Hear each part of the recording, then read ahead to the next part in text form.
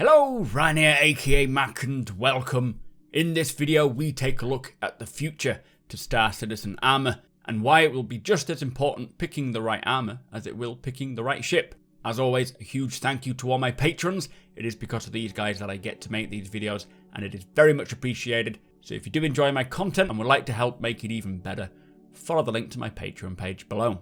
So currently armor is little more than a means to an end. You pick between light, medium and heavy, choose the colour and the style that you think is the coolest, and that's pretty much it. Don't get me wrong, they do mitigate a bit of damage, they do change the speed at which you can run, but it's nothing worth really thinking about for too long. Now going forwards, CIG mentioned that they would like picking the right armor to be and feel just as important as picking the right ship for the job, and also feel just as personal as your own ships do.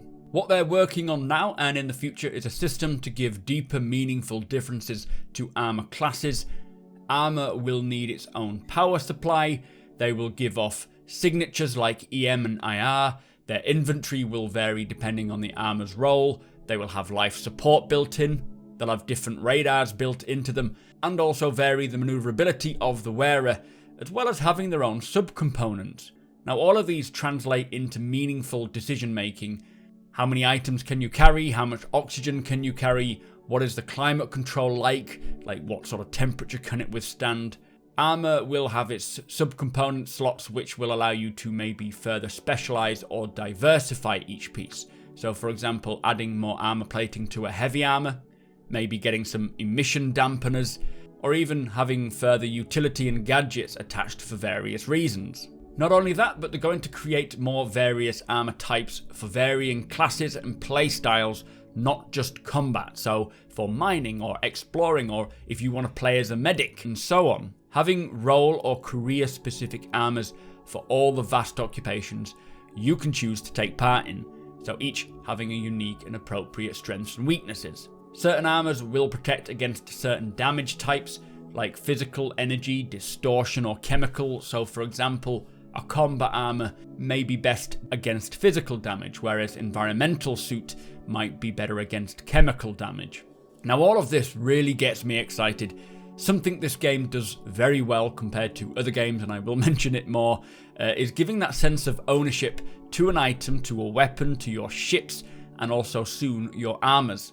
Picking the armor that you want and customizing it, upgrading it and caring for it, it's going to feel great. And instead of having just one outfit for every occasion, if you have a mission which requires a cold weather suit, for example, then you will head to your hangar, you will see what suits or appropriate suits you have, you will pick one, dust it off, maybe look into upgrading it or adding an attachment, take it to your ship and pop it in there and then head out. So if you do have a mission coming up, you'll need to do your research into what armor you may need, because if you forget to bring something, it could mean the difference between completing a mission and not, or even life and death, especially when this physical inventories come in. Now they will still be defined by sizes light, medium and heavy, but there will be a lot more diversity to it. They have broken them into 4 specific categories. You've got combat, which is kind of what we see now. They're the combat powerhouses. They have the best damage mitigation, they can carry the most grenades or magazines. You have combat specialized, which is more niche, sort of special forces style, giving up effectiveness for utility, so for example maybe being a bounty hunter. Then you have utilitarian adventure, which gives you the best climate control for better, for extreme environments. Still combat worthy, but just not as effective.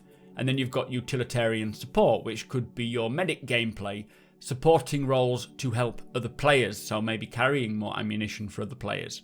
Now when it comes to design, they're making armor that is specific rather than just constant combat stuff which we currently have. New utilitarian combats that we have seen are like these 3. You've got the left hand side one, which is your light support armor suit, which has attachable backpacks and utility slots. This is one that you would support teammates with, maybe adding more ammunition to yourself so that you can deal it out to other players. On the far right you have the utilitarian adventure style armor. This is for pure exploration, going to random unknown systems. It'll still have a bit of ballistic resistance, but really it's more for climate mitigation And in the middle, you have heavy cold weather exploration. So this is kind of, going to places like Microtech, helping to protect you against that extreme weather. Talking about climate, coming in 3.9 is the player status system version 1, which will take temperature into consideration. So having clothes and armor that keep the player warm in environments where otherwise you might be cold. Climate control on a suit would protect against apparent temperatures. All the clothing and armor would provide a particular level of weather protections. So they have divided the player's body into sections in which each area affects the overall temperature logically. The body being the core sort of large surface area affects 35% of your body heat, whereas obviously your hands being a smaller part of your body only affecting 2.5%, so it logically makes sense. All this plays into picking the right clothing for the environment. You may only need a coat maybe to keep your temperature up, whereas sometimes, depending on where you are, you might need clothes or boots or even a hat. Now obviously if you don't get the right clothing for the temperature, then the temperature will affect your player. For example, hypothermia or hyperthermia, your vision and hearing might degrade. If you're extremely cold, you'll begin to shake and so on. All of these in-game ways of explaining to you how you're feeling and what's happening, and also hopefully those around you, if they can see you're shaking, if they can hear your character verbally making noise, they will know that you're struggling and they can offer help. So aside from armors and clothing having a lot more attention, helmets are getting a lot more attention as well. They're implementing new tech and features, one of which is decoupling the helmet, which allows for a more realistic animation and helmet wobble and better interesting field of view as well. They don't want helmets to equip and unequip like traditional games. They want it to be more realistic, more immersive, like everything else they're trying to achieve in Star Citizen, so you can actually interact with your helmets and other helmets that you find in the verse. Basically, they want helmets to be more personal and really feel like something you own, so you can unequip a helmet, but rather than it just going into your magical inventory and disappearing visibly, you will hold on to it under your arm and walk around with it there. This is obviously great for immersion and roleplay. You could obviously put it down on a desk or an armor rack or put it somewhere, just drop it onto the floor, but it will physically persist and it will be there. It's not just going to go away because you've unequipped it. Something else you can do is actually inspect it and take a closer look at the detail on the helmet, which is obviously great if you've been in a few battles and you can really check the damage and the wear on it. They have fully modelled the interiors of the helmets as well, so when you're putting it on or looking at it, you can see the interior. Now with the upcoming armour types, not all of the helmets will be able to attach to each armour type and require specific armours, but you could still pick it up, have a look at it, put it in a box, put it in your ship. This is something that I am truly excited for. The level of detail and interactions with these items are so exciting. It's kind of hard to explain just how personal these items, like helmets, will be.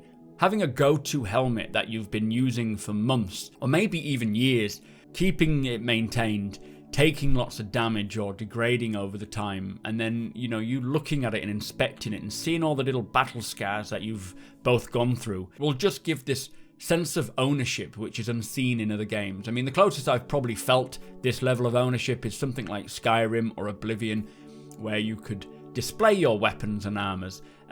This is kind of taking it to a whole new level. Now, I have no idea how long all of these updates will get into the game, but already you can see just how far they have come with the work already. It could just be a case of going back through all the current legacy assets and applying the tech to that maybe, but I am excited to get this level of interaction and customization, as well as the need to plan missions before heading out. Really investigating and researching the location you're going to, and then letting people know or getting the equipment so that people are safe. It's going to be a role of maybe one person or each individual. Hopefully this will come sooner than later, but this is why picking your armor suit is going to be just as important as picking your ship. Do make sure that you subscribe for more Star Citizen videos, and hit that like button if you're excited for the future of armor and clothing. Make sure you follow me over on twitch.tv/supermacbrothers. Ryan, apologies for not being able to stream of late. My flu has gone, but I now have an annoying tickly cough which I just couldn't put people through. All my links to my Instagram, Twitter and Patreon are below. Thank you so much to my Patreons. Thank you for watching, and I will see you next time.